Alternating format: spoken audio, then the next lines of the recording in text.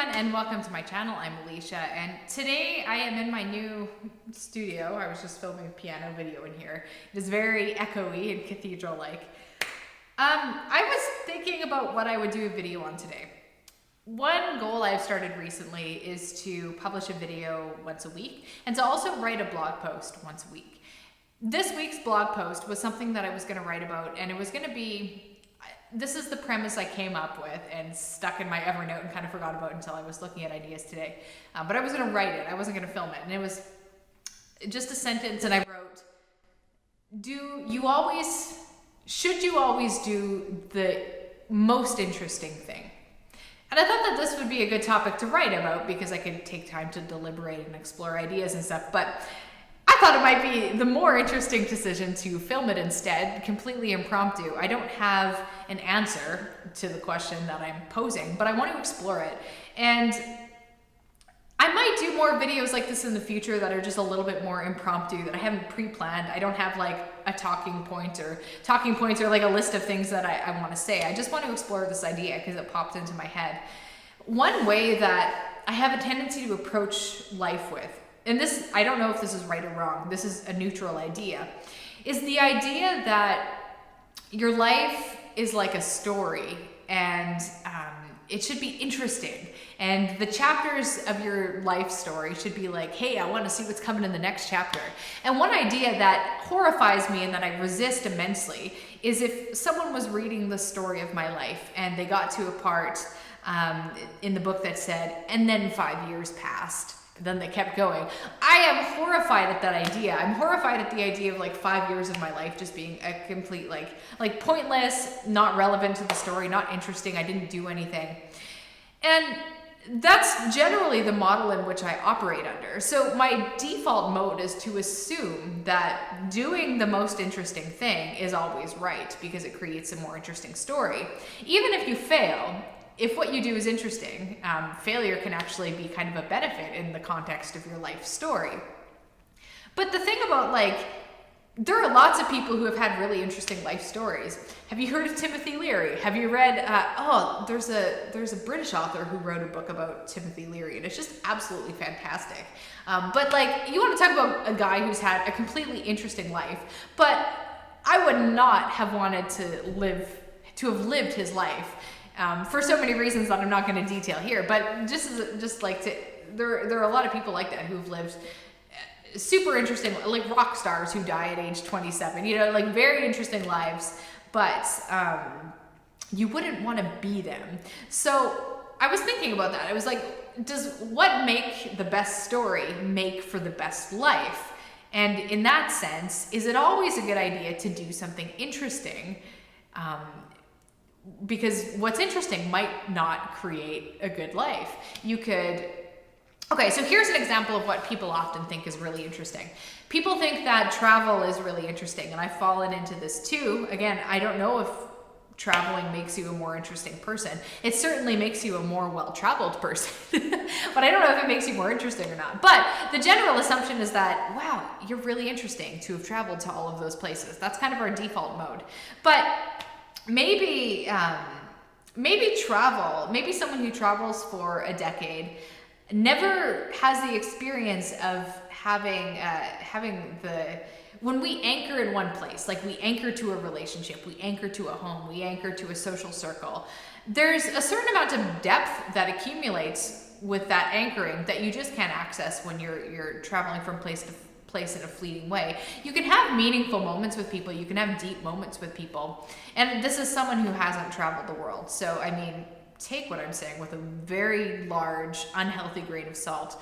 But you're not gonna, there are different types of life experiences that can be created from having depth versus like a shallow, broad approach. And I think both are good. I think there's a ton of benefits of traveling and seeing other cultures and exposing yourself to other ways of life. It makes you probably a more tolerant person, among other things, to have that kind of breadth of experience. And then of course you'll always have those memories like, hey, remember the time when I was in Bruges and this boat guy was like a Belgian version of a friend of ours?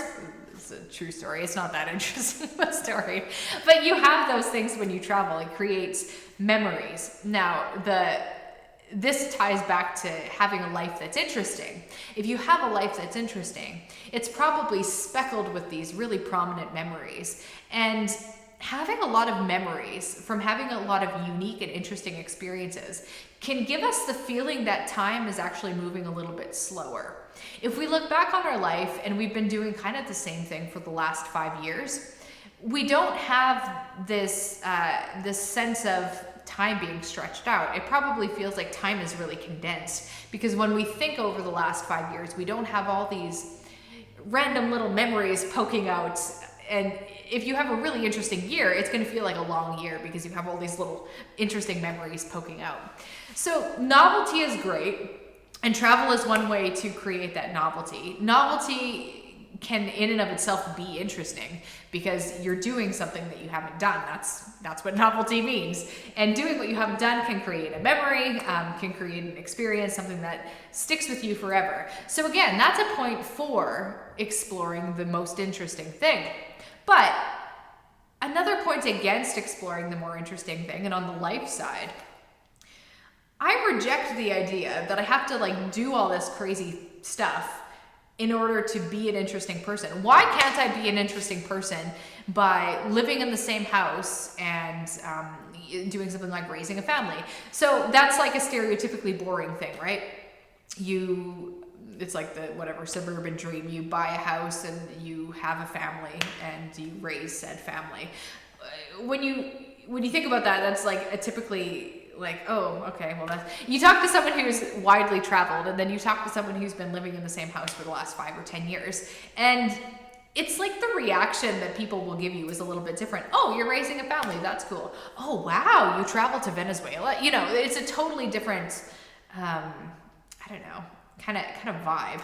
So there's this kind of assumption that having a home and raising a family is this boring thing. That's the thing that's going to create the "and then 5 years went by" part in your story. But I reject that because it isn't true. It doesn't have to be true. It can be true. It often is true, because if you live in the same house, you're not going to have a lot of novelty within that experience of being in your house. But that doesn't mean that your memories have to involve you traveling around to different houses, Airbnbs, whatever.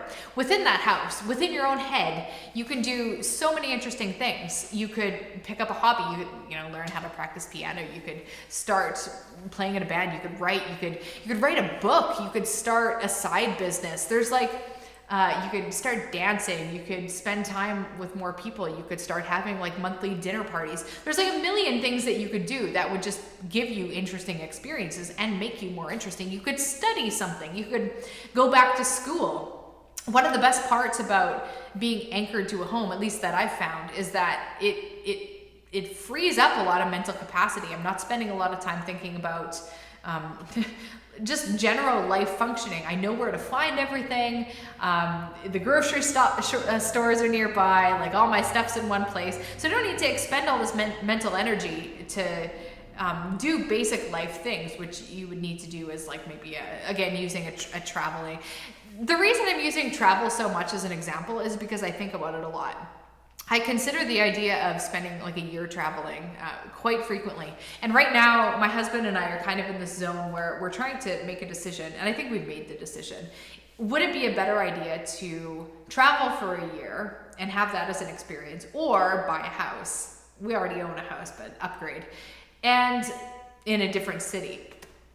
And we've been talking about this for half a year, and there's pros and cons on either side of it, and we've had a really hard time landing on any one thing.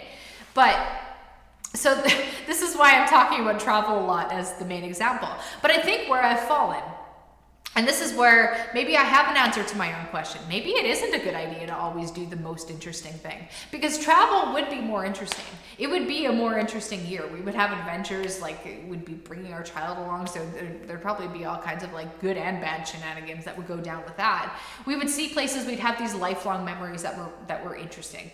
So that would be cool. And that's really attractive to me. I think about that, I'm like, man, being like on the Scottish countryside, or like Michael's thinking about, you know, being in Italy or whatever. It seems really, really cool. But then I think about how much it would disrupt my day-to-day life. I wouldn't really, like, we'd be spending a lot of energy just like learning a new place and being in a new place and experiencing a new culture. And that's fun, that's cool. But it would take energy away from other things. So like maybe having like creative pursuits or hobbies or anything else. Like I probably would struggle to raise a family while traveling and writing a book, or just because there's so much else going on. But if I have all of my routines in place at home, and I have a nice home, and I do interesting things, I could write a book. That could be interesting. That could be more interesting. Perhaps writing a book would lead to experiences like that I wouldn't have even been able to foresee. Like maybe it leads to travel. Maybe I'll have speaking engagements. Maybe I'll be able to, do things that I can't really comprehend right now. So when I think about which one's more interesting, it's not as clear when you think about it like that, because if you're anchored to a home, your immediate physical needs are taken care of, your budget's really consistent and steady and all of that, it's much, much easier to do maybe more interesting things with your mind. So maybe the answer to the question is you should always do the most interesting thing because it'll make for an interesting story. But maybe what that interesting thing isn't immediately clear on the surface. And sometimes what does seem more interesting, like world travel, isn't actually as interesting as the experience of having lifelong friends in the same place that you can access like frequently. Maybe it's not as meaningful as the experience of writing a book, which in and of itself is quite boring. For anyone who does any writing, you're just sitting there, you're thinking, it's boring. If someone were to try to film you writing a book, it would just be a lot of like sitting around and like, I don't know, fidgeting and things like that. It would be a totally boring movie. But the experiences that come from that could be very interesting. So I guess I've kind of just solved my own question. This has been a very productive video. I've enjoyed sitting down and talking through this. I have long commutes right now, and that's one of the reasons that we want to move, so I don't have such a long commute. But it is nice in the sense that sometimes if I just turn the podcast off and turn the music off and I just think,